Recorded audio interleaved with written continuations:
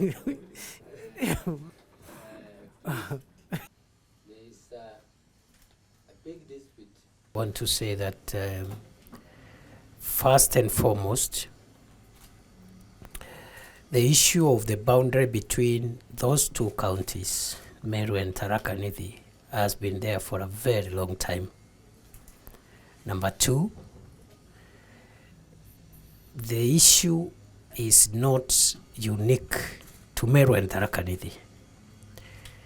More than half of the counties of Kenya, in one way or the other, have boundary disputes in every region of our country, Mr. Chair. Whether you are talking about Kajiado and Makueni, whether you're talking about Taita Taveta and Kajiado, Makueni and Taita Taveta, Isiolo and Meru, Turkana and West Pokot, Kisii and Nyamira, everywhere in the country. We have many, including Baringo and also Turkana. So it's not a matter which is unique, and it's long-standing, and it's a matter of concern because boundary disputes are emotive matters.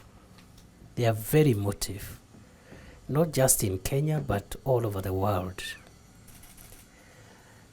Countries have even gone into war because of a few inches of soil, a dispute over just a few meters of soil.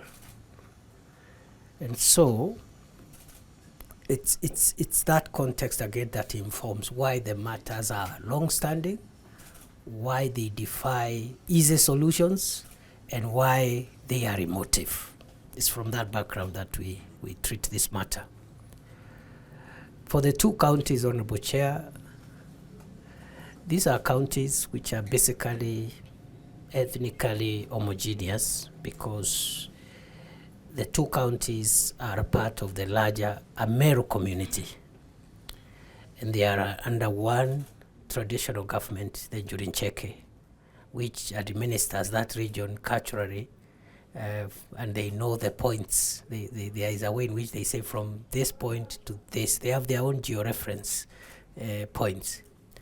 What they have been unable to do, the traditional government, because they could have really helped us big time to deal with this issue. They know the external boundaries of the larger Meru terrain, the Meru region, but the internal boundaries have defied solution for a very long time. And this matter has had occasions of violent outcomes. One deadly violent outcome was in 1986. In 1986, there was a serious conflict where a district commissioner, that time, of the two counties were one district, under one district commissioner called Francis Tilitei. He almost lost his life, and many people were killed, and it was international news. It was news on Deutsche Welle, on BBC London. It was a very serious conflict because of this matter. Fast forward, around 1996, the government of Kenya constituted a commission of inquiry, a presidential commission of inquiry, which was headed by a respected, retired provincial commissioner, Zakaria Ogongo. So perhaps in your interactions, because I've been told you'll be in that area, you have had repeated mentions to the Zakaria Ogongo Commission report. That report, Chair, in my estimation, was the boldest attempt by government to resolve that matter. There was a very comprehensive report. Of course, like any other report, there was no 100% unanimity on all its aspects. But within the two counties, there has been greater consensus more than any other time that that report reflected a fair way of addressing this issue of boundary dispute between the two counties. But the implementation of that commission, which came out, I think, in 1997,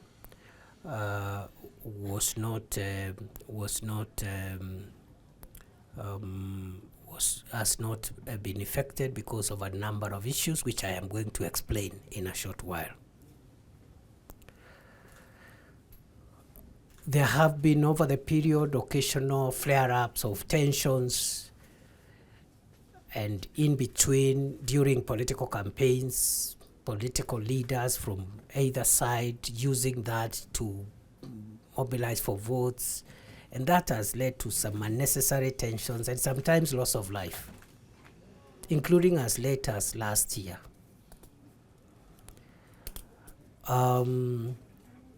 There have been also tensions around development projects from either side of the county, where a development project has been opposed by the community from the neighboring county.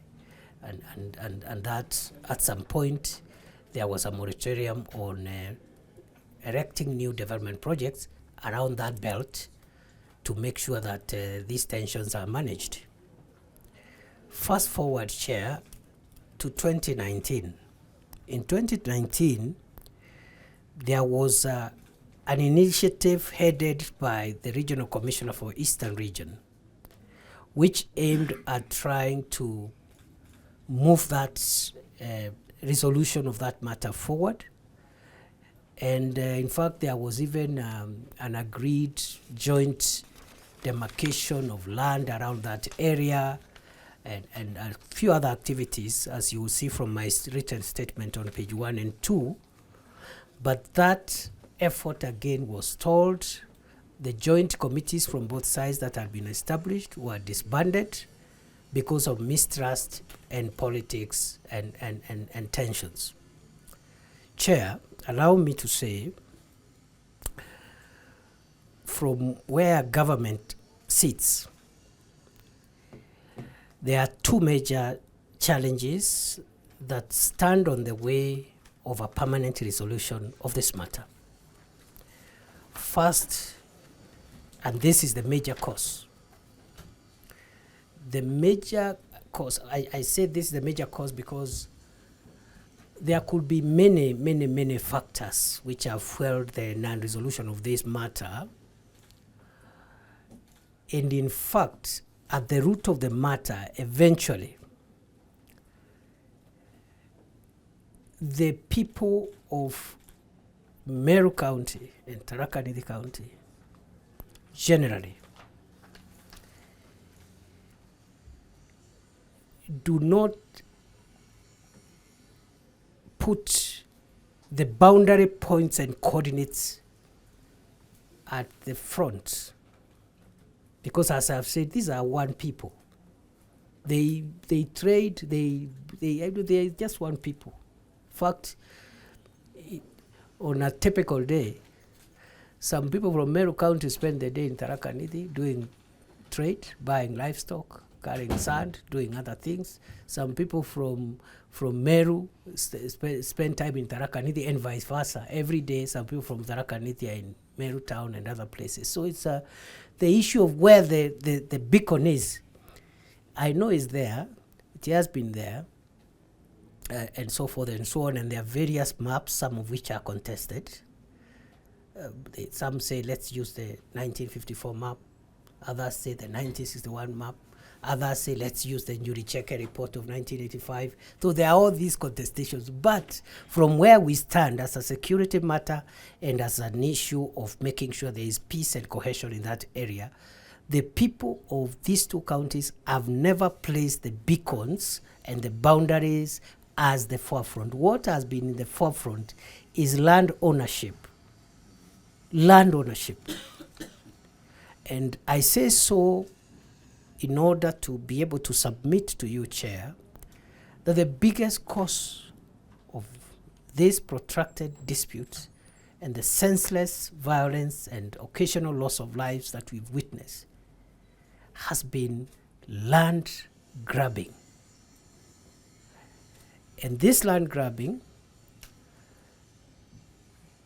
occurred over many years, whereby corrupt land officials gave title deeds to people who did not own the land to which they have title deeds. Let me put it perhaps more clearly, Chair, that over the years, corrupt public officials, mainly in the lands ministry, carried out adjudication and titling in a way which ended with fraudulently issuing title deeds to people to own property, yet they were not the legitimate owners of those properties. Many reports, including the Ogongo Commission, which I've referred to, made reference to that point. And on the same point, the Njuri Ncheke reports, the various ones, also made reference to the same point. So there is convergence of opinion that the major cause is land grabbing and fraudulent title deeds. And there are various recommendations which have been made, including by the Ogongo Commission and by the National Land Commission, which I think the last time they were there was in 2021, and there's I think an active process by the National Land Commission in some parts, not all of them, because the stretch of the boundary is quite expansive. And one will ask, if you look at the disputes per constituency, you will see that there is one particular constituency called Taraka against almost 7 constituencies from the Meru side. And one will ask, how can one constituency be having boundary disputes with 7 other constituencies in one county? It is because of the geography. It's simply a geographical issue.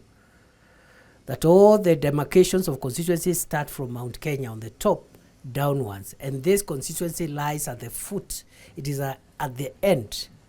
It traverses actually the whole. It's like the foot of that geographical area.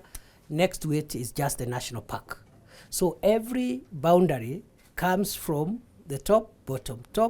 So that's why you'll see, for example, there's a dispute in terms of constituency, Taraka constituency versus Imenti South constituency, Taraka constituency versus Imenti North, Taraka constituency versus Imenti Central, Taraka constituency versus Tigania West, Taraka constituency versus Tigania East, Taraka constituency versus Igembe South, and therefore, Chair, that is just a purely geographical issue.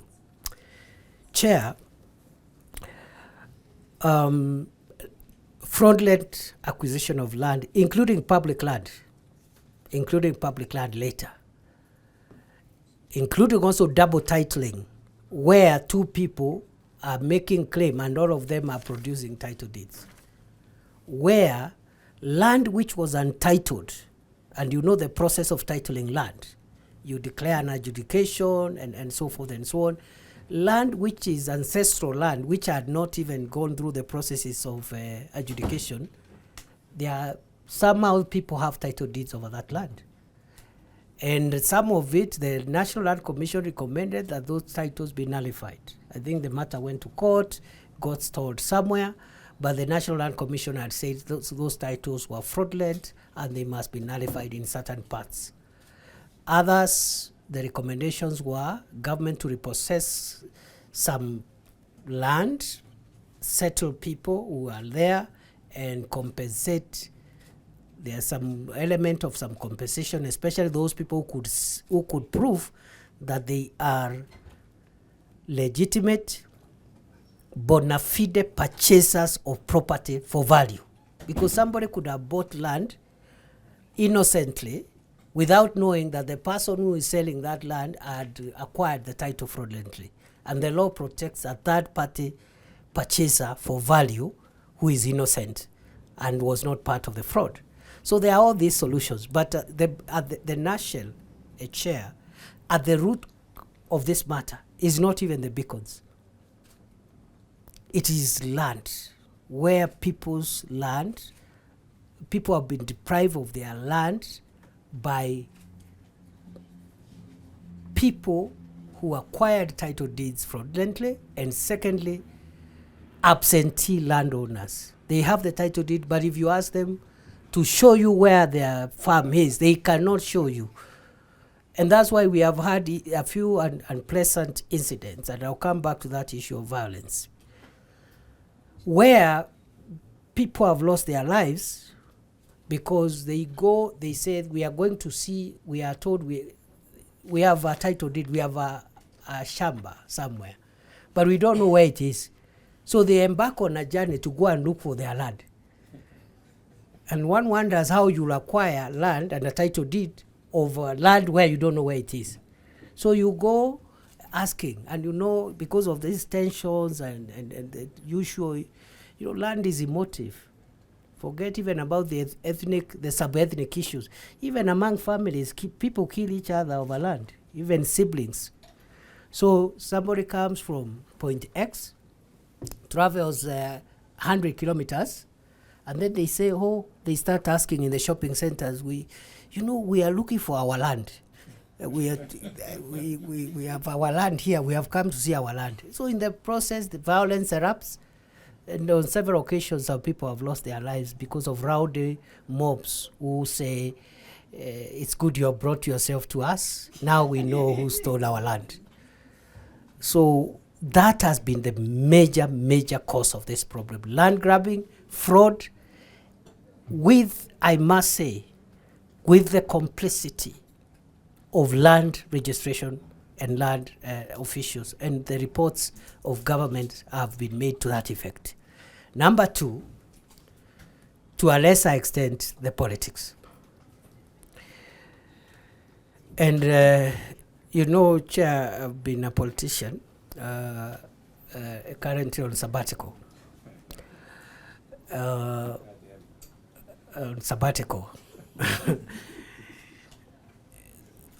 So I have nothing against politicians, because I have gotten where I have gotten through politics. Many of the politicians in that area, in the two counties, both sides, are not innovative enough to look for ways of looking for votes without inciting communities to violence, lawlessness, etc. They don't have ways of doing it differently, because it is one thing to tell the people of your constituency, look, elect me, I will resolve this issue. But I will not resolve it by mobilizing you to get weapons to kill people or burn property, because that's not a solution. That is not the solution of a political leader. That is the solution of a gang leader of a violent criminal gang. That is like the leader now of Al-Shabaab or the bandits who are terrorizing people.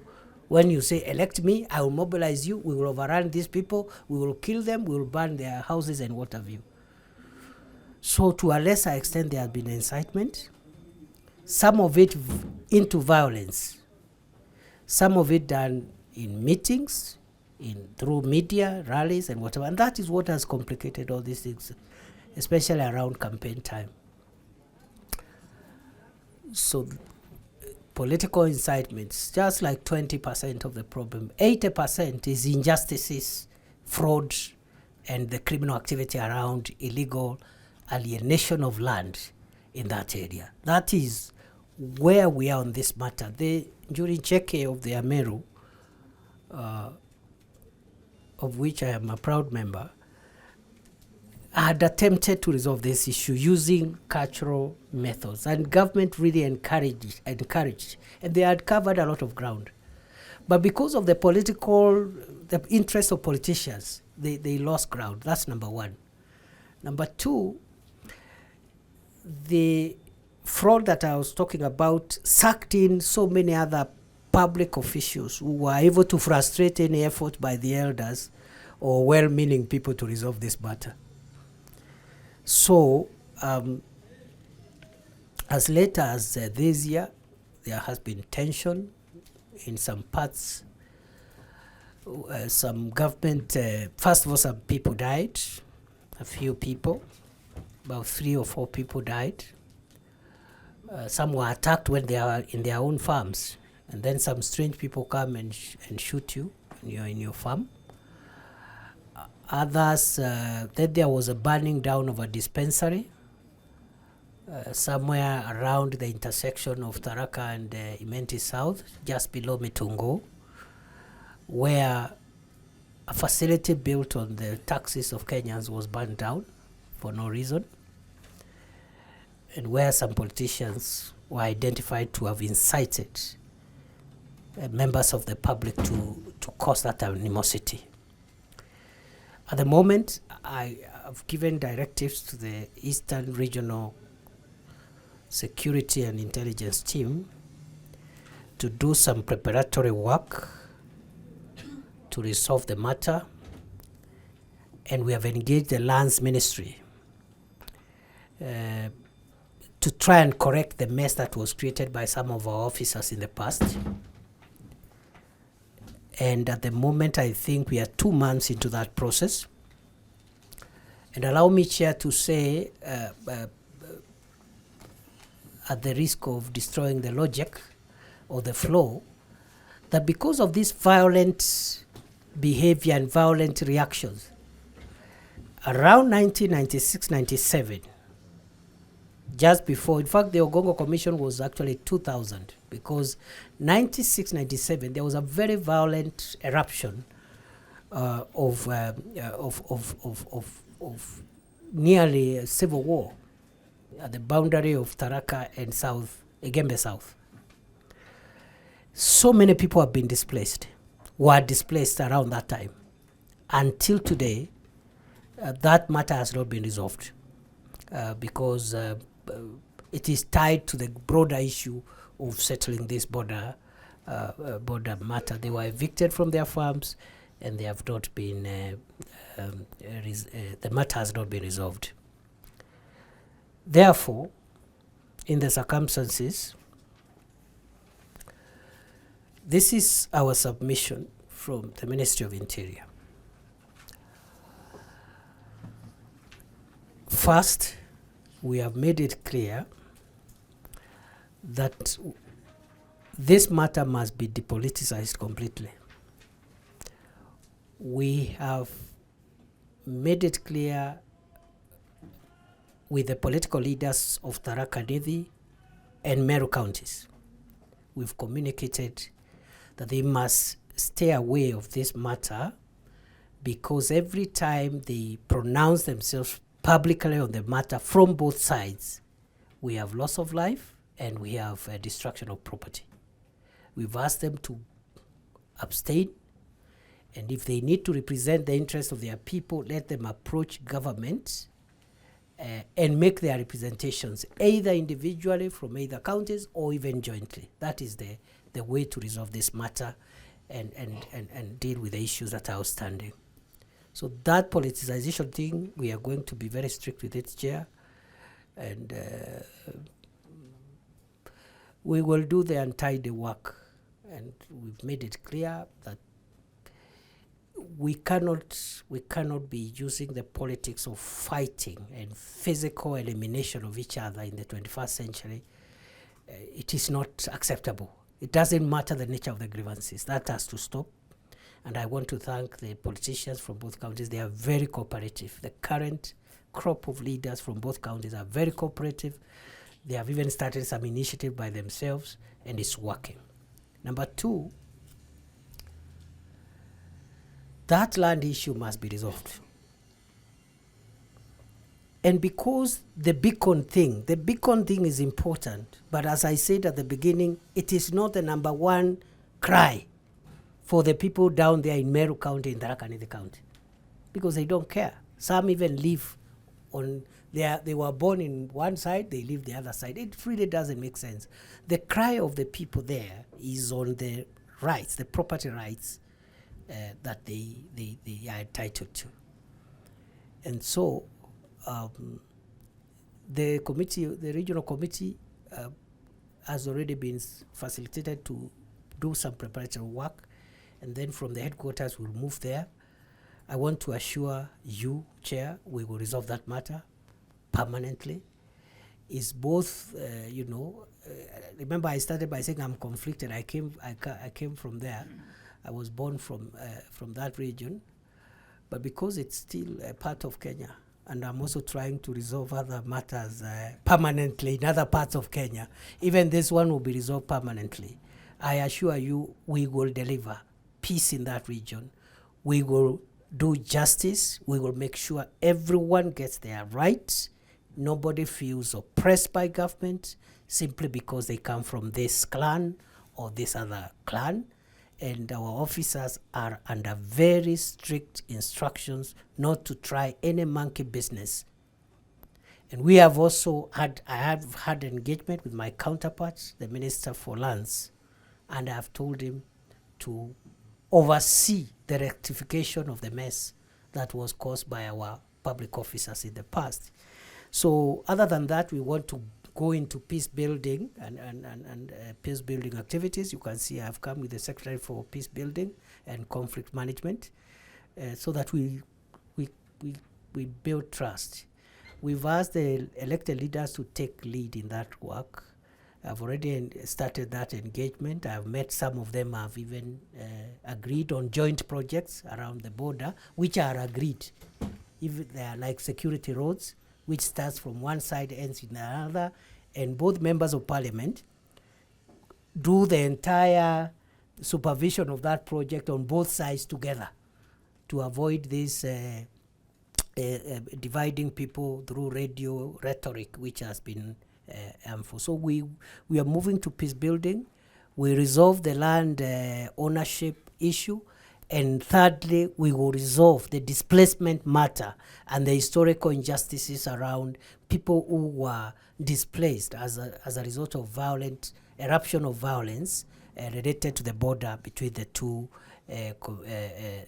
counties. And finally, eventually, we will have, of course, as government, to provide the official map of for administrative purposes, the official map of government on the two counties for purposes of ease of administration, and so that you don't have overlapping jurisdictions of chiefs and assistant chiefs.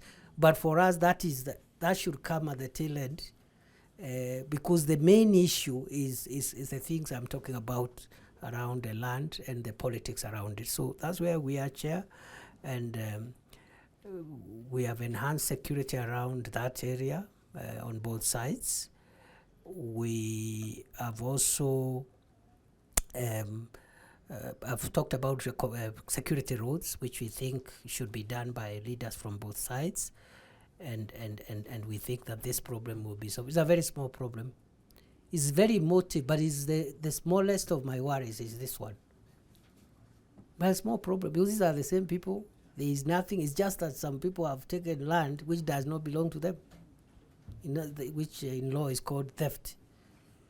You have land, it's not yours. You have not worked for it. You just went into a land registry and obtained a title because you had money and access to power or to privilege.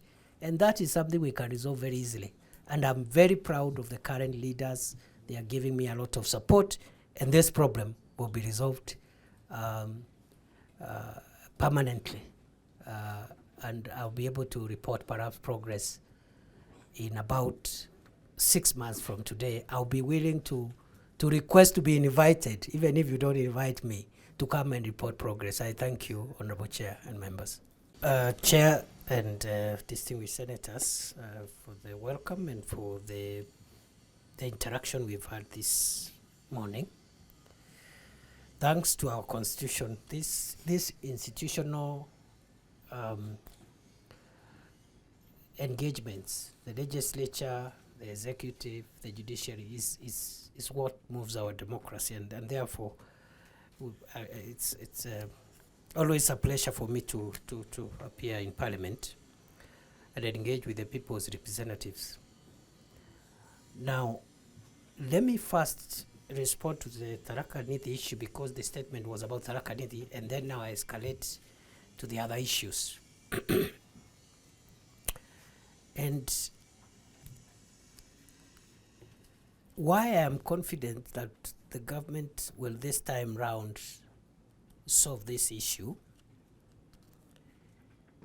is because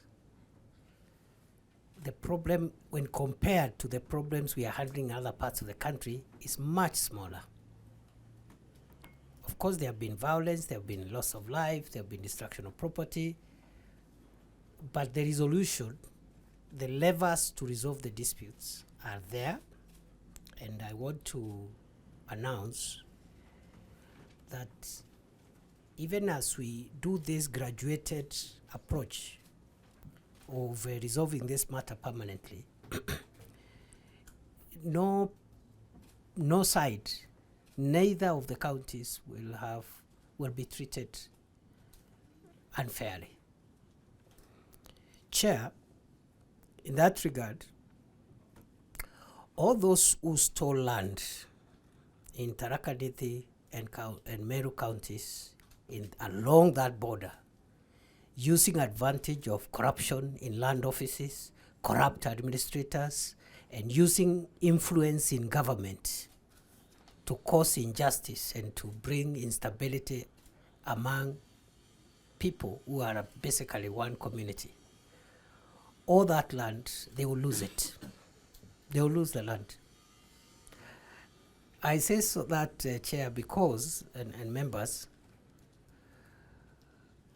why it has taken forever for government to act is because some of those who are suspected to have fraudulently acquired land in that area were linked to powerful people in government at that time, or they themselves were powerful officials of government. And for now, since I am the Interior Minister and I come from there, and I don't have a single acre of land around that disputed area. So anybody who has land which is not legitimate in that area, simply because they were in power or they are in power now, they will lose the land.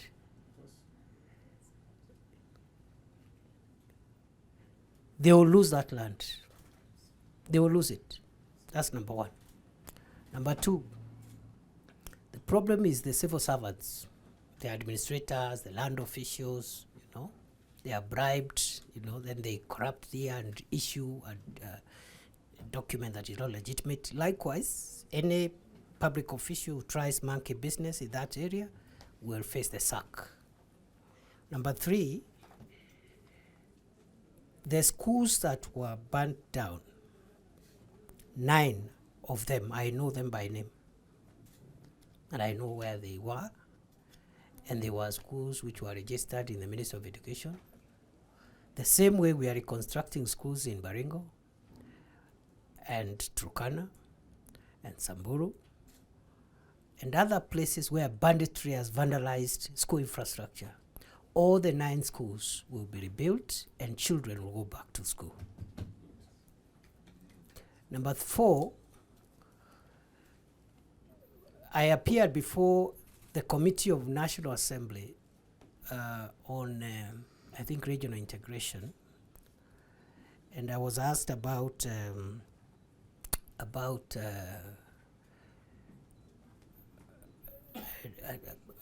not national integration, it's another committee. I can't recall which exactly the committee's name, but the committee was about displacement. I think it's the Public Petitions Committee. There was a petition on IDPs in Nyanza and Western. And the case that was being made in that petition is that the IDP issue concentrated on mainly IDPs in Central and Rift Valley, and mainly around the post-election violence. And even then, even in that context, there are IDPs who are affected by the post-election violence, but they did not find their way in either Central or Rift Valley.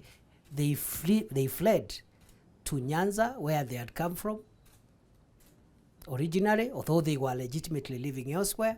And so they are still IDPs, but they are in Nyanza and Western, and they were not taken care of. And actually, the petition made sense. And I admitted before that committee that, for example, the Mzee Ndege, the one who was burnt, the one who had 9 wives in Naivasha, and all his 9 wives and children were burnt down in one building, and he's the only one who escaped. He was like the poster boy of post-election chaos and its aftermath. Today, I'm told that Mzee is still languishing. He's displaced at home. He tried to marry another wife, but the wife left him because now and he was not compensated, but others were compensated. What I'm driving at is the same way I gave commitment that every IDP in the soil of Kenya will be resettled. Those that were affected in the clashes between Tharaka Nithi and Meru counties, those violent clashes in 1996, 1997, those IDPs that you saw share will be resettled. And therefore, perhaps we will develop a time frame for that process. We'll find a way of compensating or resettling those IDPs, the same way we are doing in other parts of the country. It's government policy. Nobody should be displaced in their own country. Chair, so the schools will be built, the IDPs will be find a way of compensating the IDPs within the broader national policy on IDP resettlement program. That is all for Tharaka Nithi. For the general part, many counties are facing the problems that we are discussing here involving Meru and Tharaka Nithi. Boundaries are emotive. Even international boundaries are even more emotive. Countries have gone to war because of very small spaces of land. There was a country that took another to the International Court of Justice in 1989, actually Botswana and Namibia. They went all the way to the International Court of Justice to try and have a dispute over an island in a river. You know, a river creates an island, and they were disputing whether that island is in this country or the other country. And it was a very bad dispute. So we must prioritize the way we resolve these long-standing issues. That's what I can say about Turkana, the question that was asked about Turkana and its neighboring counties. And the prioritization is as follows. That number one, and this includes even Tharaka Nithi and Meru, violence must stop. We cannot allow violent behavior as a way of airing grievances. It doesn't matter the nature of the grievance. So violence must stop, and we're going to be very strict with violent people and people who want to resolve historical injustices through bloodshed and through crime. That's number two. That's number one. Number two, after we agree that, okay, we have problems, but we will not resolve them through violence, we now go to the next level and ask ourselves, among all these things, resettlement of people, identifying where the beacons are, making sure there are no administrative jurisdictions which are overlapping, which one do we start with first? And from where I sit, the issue of beacons should come last, because many of these disputes is about land and property and possession, what belongs to who, and resources. And you've heard the senator for Turkana He didn't tell the committee, but he said the CS knows what he did at Laminyeusi without elaborating what I did. What I did, Chair, so that it is good the public knows what the minister did at Laminyeusi is simple. This is an area where, both counties are saying, oh, this is part of our territory, I don't know what. There are some resources there, and there have been violence there, people have been dying. So we needed to bring order there to stop deaths. And the issue was some of the leaders were trying to intimidate government that we cannot establish a security facility there because it will appear as if it's established, it is in this county or the other county. And I called the bluff.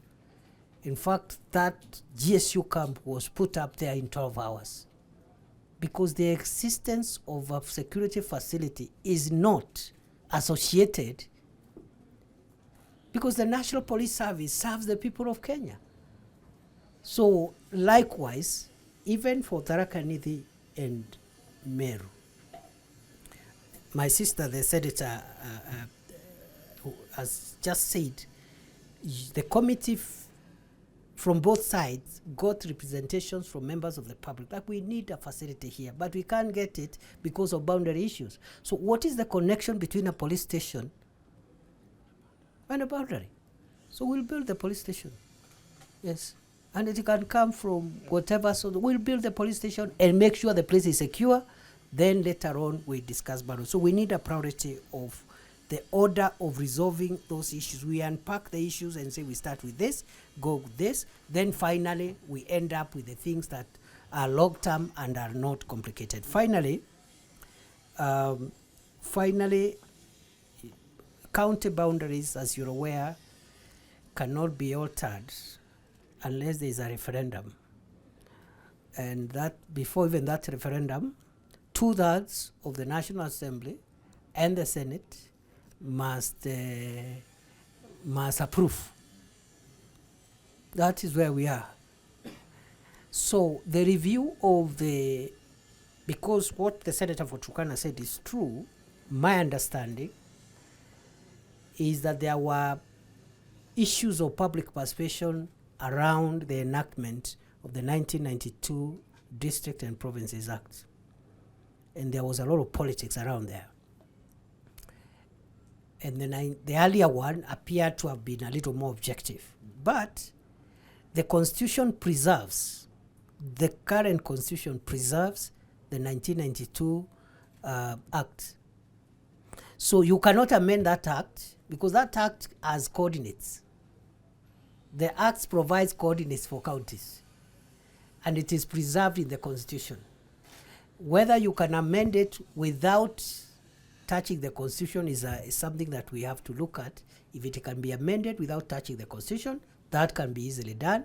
We can open it up for parliamentarians to discuss, engage the public, and review it. But if it touches on the Constitution, it might not be an easy thing because of Article 188 of the Constitution, on county boundaries touching on counties. Finally,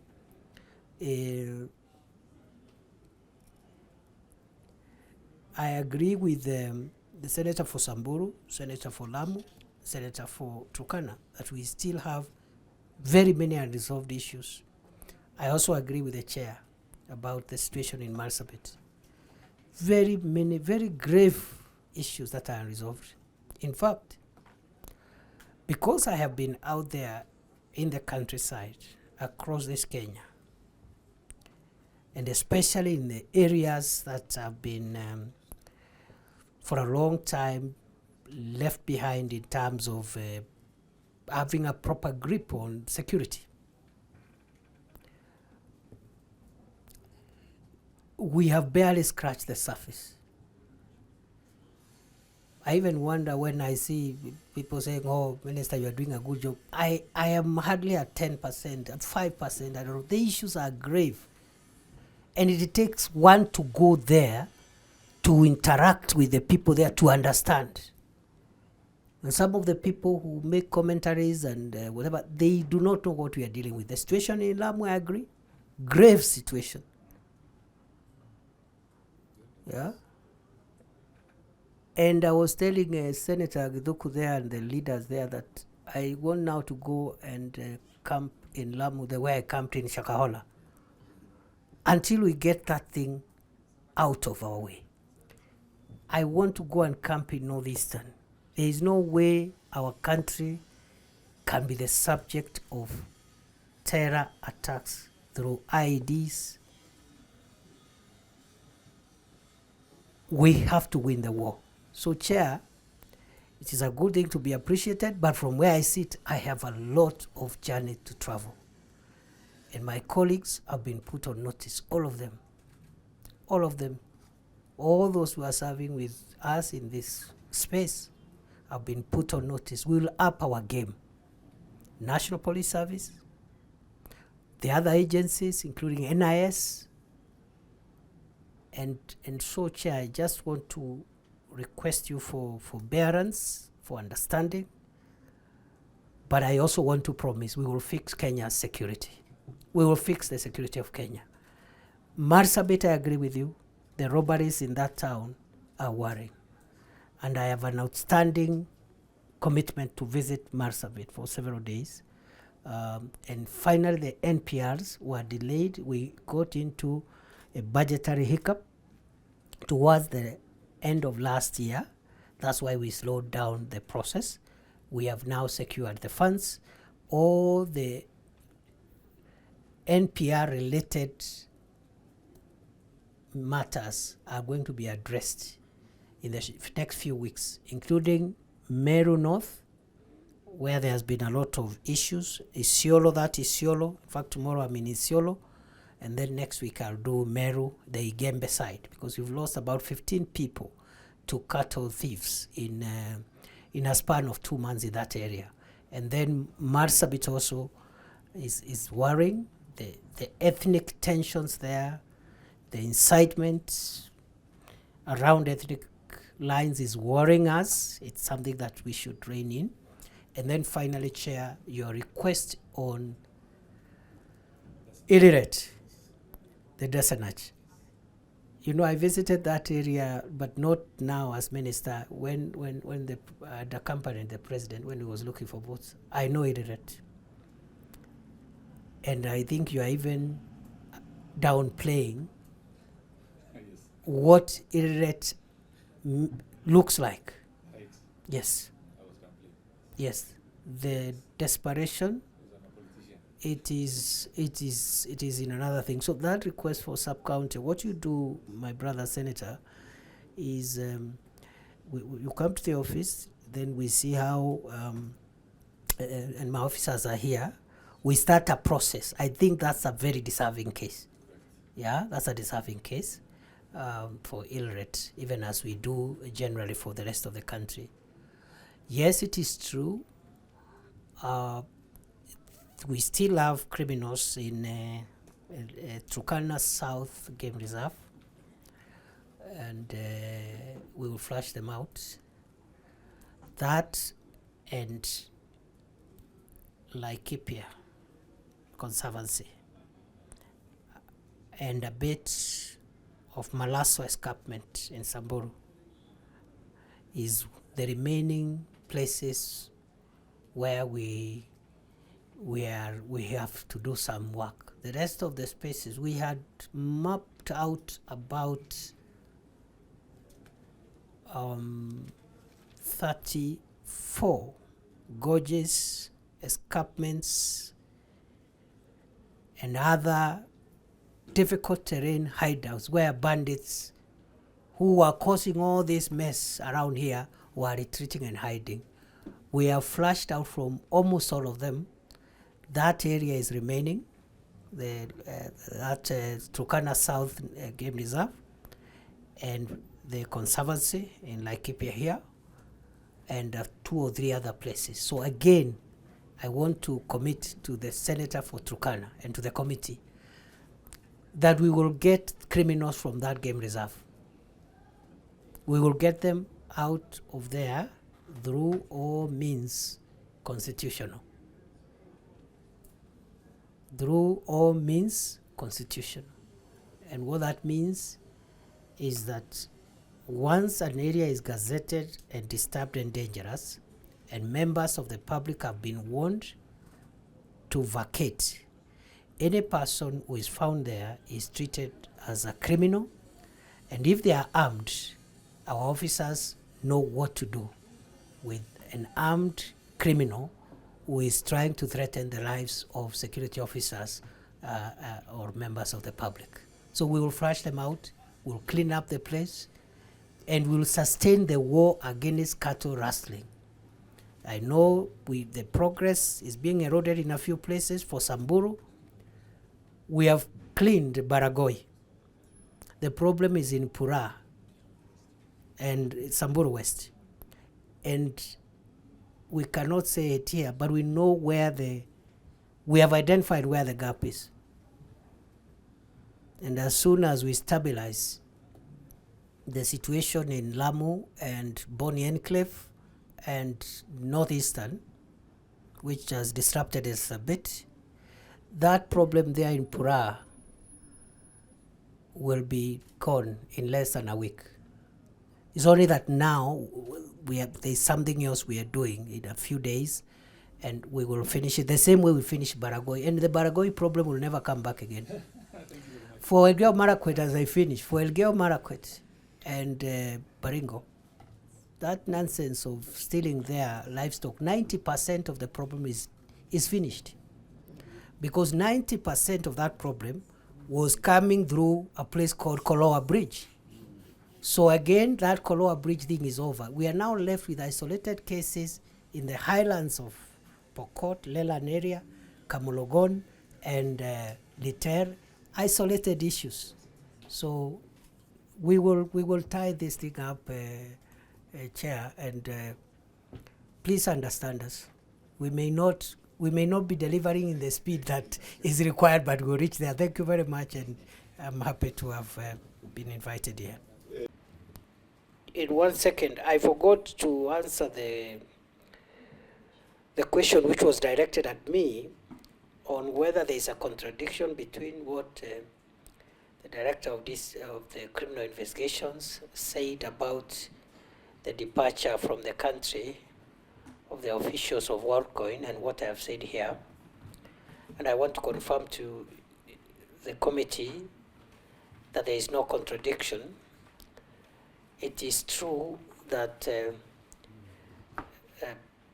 the police, through the DCI, had effected stop orders against the concerned people, and they had filed those stop orders with immigration, and we had placed a red alert. And it is true what the DCI said when those officials attempted to leave the country. I can't recall which day it was, but sometimes last week, around 10 p.m., they were prevented and they were taken to the custody. But I've already said that there was intervention, diplomatic intervention by the government of the United States of America. And the two governments reached an understanding that instead of detaining these people when we have not arrived at a point where we have established that they have committed crimes, they should be allowed to leave the country. And the government of the United States of America has pledged to surrender these people if they are needed. So it is true what the DCI said is true, and I was personally involved. And therefore I want to take responsibility and also assure the country that when those people are needed, we'll bring them back. If they are needed, they will come back. And then I have been asked to, because one was a compliment from the member of Lamu East. Thank you very much. The last one by the member for KO South.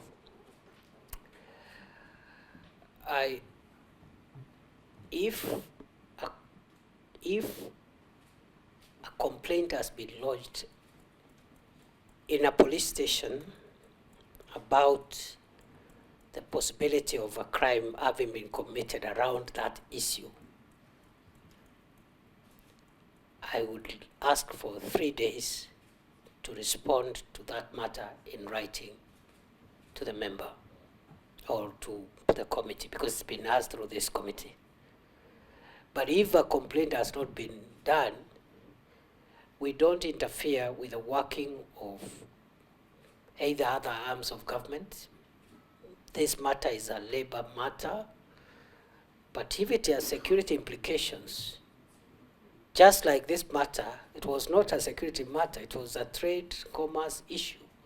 But if there are security matters and an OB entry, a complaint has been lodged in a police station anywhere in this country, let me know. I will follow up and I undertake within 3 days to respond and to the satisfaction of the member, the committee, and the public. Otherwise, we don't interfere because we can't run. The Ministry of Labor have their mandate, other ministry have their mandate. We only come in when offenses have been committed and when a complaint has been lodged. Thank you. So thank you so much, Waziri. We need to come to the how we need to perhaps implement the law as it is.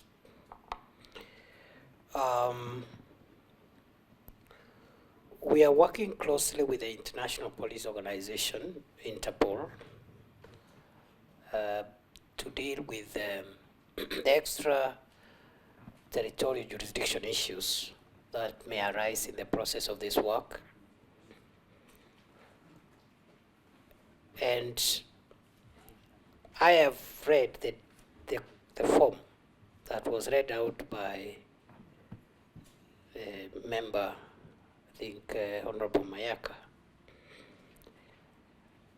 And I agree with sentiments that it's quite disturbing. But on the other hand, I am aware that many people, not just in Kenya, in the world, do not read even some of these things. They do not read those kind of things. And that brings me back to the question of what I had raised earlier on in terms of the nature of consent. Is it informed, deliberate, voluntary consent, or was it consent obtained by inducement and so forth and so on? And as much as I want to agree with the Honorable Kaluma that the current law could still help us, I still believe there are areas that we need to improve, including both the criminal offenses section and the elements of those offenses. In either the act or the regulations, but I agree with him still. We have a lot of areas that we could implement and still achieve some results. What also intrigues me in that consent, the details of that consent form that was signed by our people, was the deliberate exclusion of the jurisdiction of the laws of Kenya on our citizens, which on a matter like this,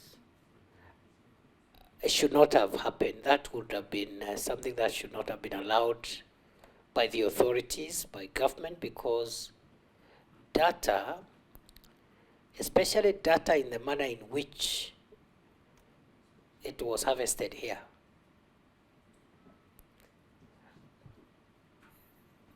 is citizen data is a sovereignty issue. It's a sovereignty issue. So that exclusion of the applicability of the laws of Kenya, for me, appear to be offensive in that consent form. I've also been asked to tell the committee why it took us too long, since this entity appeared to have been operating, although indirectly,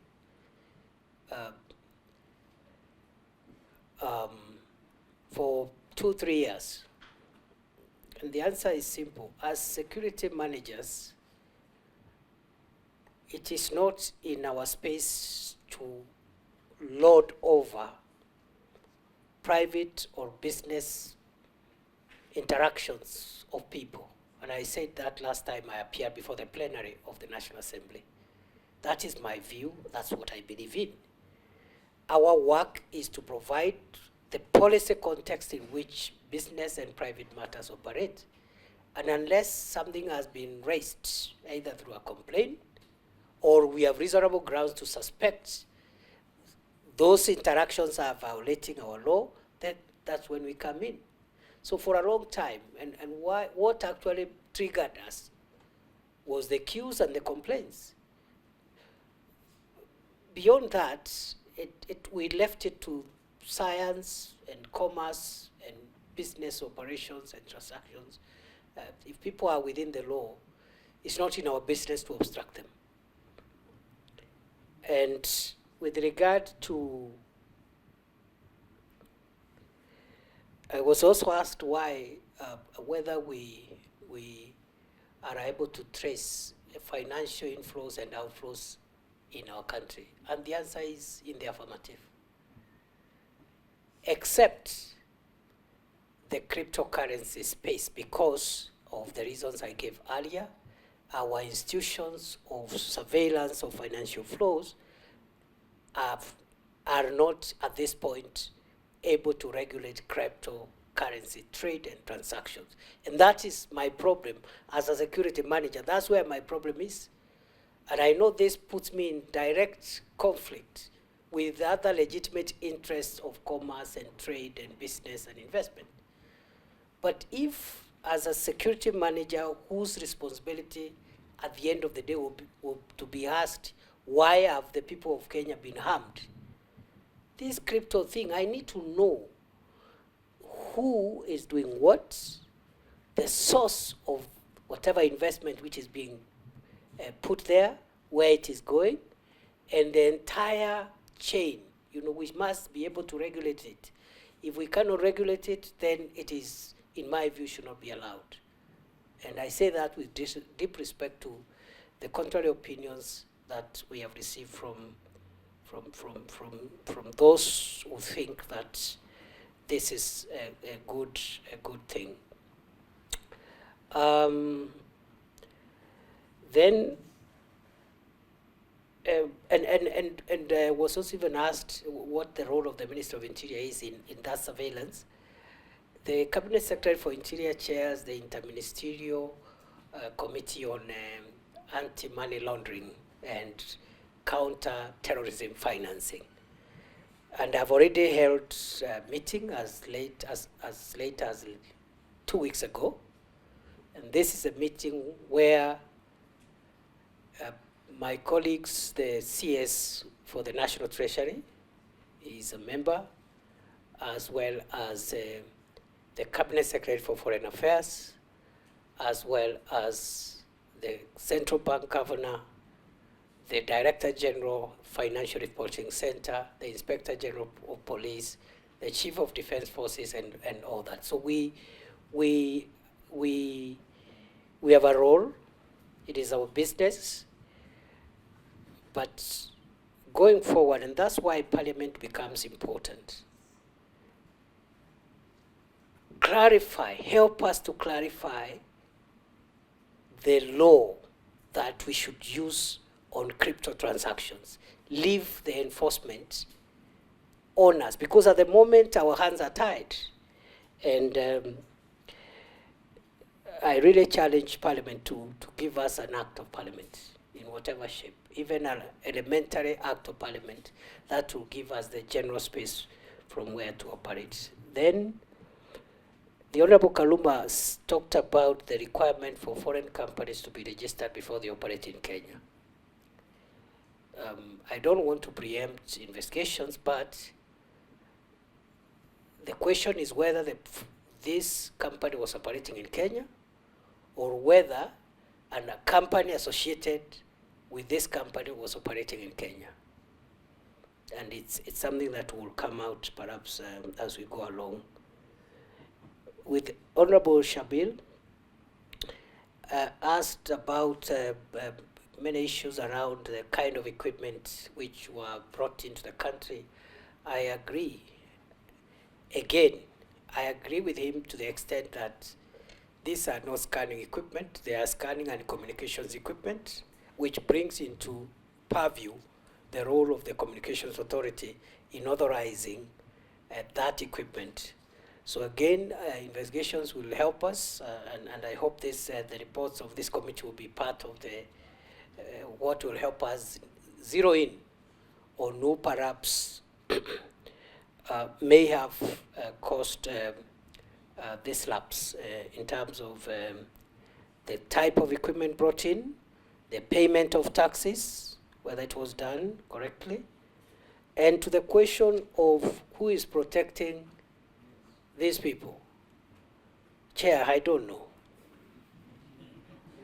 The assurance I can give the National Assembly and this committee, through this committee, from where I sit, any person in government, out of government, in public sector, in private sector, who it is established, aided, abetted, supported, encouraged, or even attempted any of those things to facilitate any crime which may have been committed in the circumstances of the war coin, we will hold them accountable. And that is the assurance I want to give as the Security Minister. We will hold them accountable.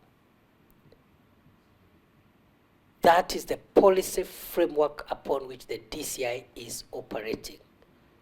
There is no one who is immune, nobody is excluded, and we have depoliticized our organs and agencies of national security to ensure that if people are found on the wrong side of the law, action is taken. It doesn't matter who that person is. Even if it is myself as the Security Minister, I will take responsibility.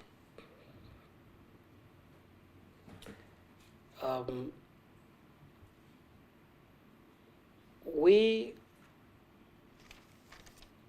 will not be in a position at this point to tell the committee with certainty, 100% certainty, whether we retrieve and compel the retrieval of that data and by what time. But as I said earlier on, I believe it is possible. And I want to give the commitment of the government that we will go out of our way to make sure it is done. And perhaps a little more time, another 1-2 weeks, I should be in a position, even if I do not have to appear here, to provide a written position on where we are on this matter after I clarify 1 or 2 things.